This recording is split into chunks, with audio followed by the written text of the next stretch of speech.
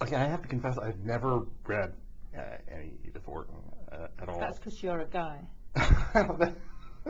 But I've read Bronte, I've read Jane Austen, but somehow I missed her. Is it to do with the Americanness? Do you think she doesn't travel across the border into Canada? Is it that? I suspect it might be that, because we do tend to look more to Britain for literary things. And I don't think she travels very much to the west coast of America either. I mean, it's very interesting to me to be. I've just been in New York, and I spent some time in New York while I was writing the book, which is her hometown. And it's as if she's their author. You know, there's an incredibly passionate interest in Edith Wharton in New York, and I think it's because she wrote so much about the culture and society of, you know, the Gilded Age, as it's called, the post-Civil War, you know, all the jostle for big money in those years, which is such a fascinating subject, and everyone's there is very interested in that.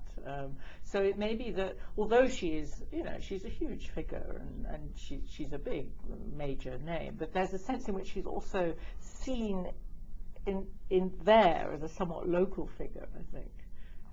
It's like it's no surprise that, well, aside from Woody Allen, New York's most famous director, Scorsese, is the one who takes Age of Innocence and makes it into a movie. Yes, in his own very peculiar way. I mean, I thought, I was watching it last night, it was on the television last night actually, when I was watching it in New York. I had a grandiose moment. I thought, they're playing it because I'm here. Because you become very proprietary, you know, about your subject. And I watched it with interest again, thinking how he got it slightly wrong, I thought, because everything is terribly opulent in that film. You know, he just fell in love with the whole glitz of it. Do you remember all the meals and the clothes and she's like a social anthropologist actually. She's like an ethnographer. She's absolutely minutely careful to discriminate every nuance of class difference and who's got slightly more money than who. And I didn't think there were enough gradations. The film of her I really love is the Terence Davis movie of The House of Mirth. I don't know if you ever saw it. I haven't seen that. He's amazing. He's a gay Liverpool working class boy who became a terribly good film director, and somehow he used his own sense of being ostracized and bullied when he was a kid and kind of did it for Lily Bart in, I know you haven't read Edith Wharton, so you don't know what I'm talking about, but Lily Bart in The House of Mirth, who's trying to sort of hang on by her fingernails to high society, and she's only got her looks, she's got nothing else. She's got no money, she's got no husband, she's got no father. She has to do it on her wits and her looks, and she fails. It doesn't surprise me though that he did, because that New York of class is pretty much gone. Those variations aren't there the way they used to be. Oh, I don't know. I must say I would have agreed with you had I not spent that year working there and just putting a toe into various sort of, you know, being invited out to dinner. I think people made a mistake about me. I think they thought because I was working on Edith Wharton that you were their sort of people. That I was their sort of people. And I had one or two social encounters which did take my breath away and make me think, it's all still going on. You know, I remember I went down to Grace Church down near Washington Square where she was baptized, and I looked at the audience. You know, sorry, not the audience, the congregation. It was a Christmas Carol service, and I thought these people could have all walked straight out of an Edith Wharton novel, actually. But they're not as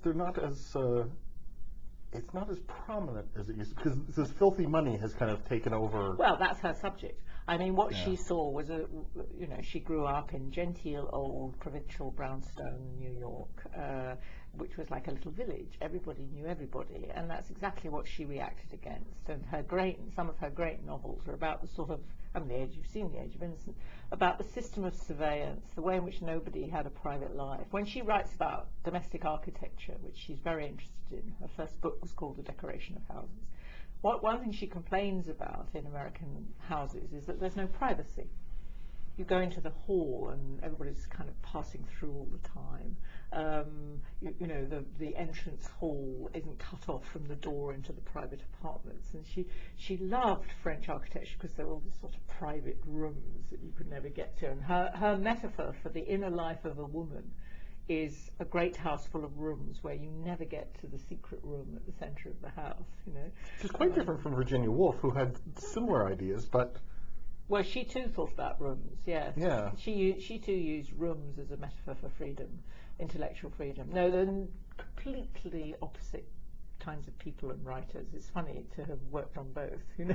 Never the twain shall meet. They have no love lost either. They didn't meet, but they knew each other. They didn't like what they knew. Different generations, different classes.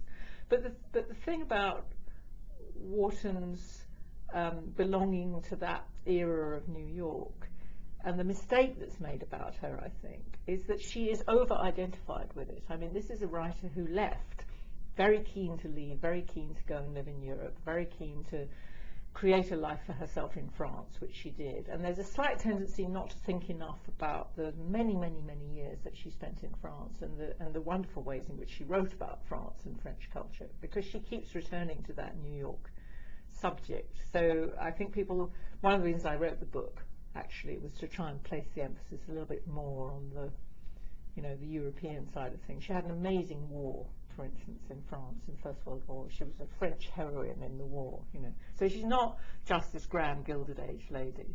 She's an observer. She's a critic, a satirist of her age. She's not seamlessly identified with it. The book is Edith Wharton. I'm going to call it the definitive biography because the other ones I don't think stack up. I've been speaking with the biographer Hermione Lee and Edith Wharton, published by Chatto Windus, distributed in Canada by Random House.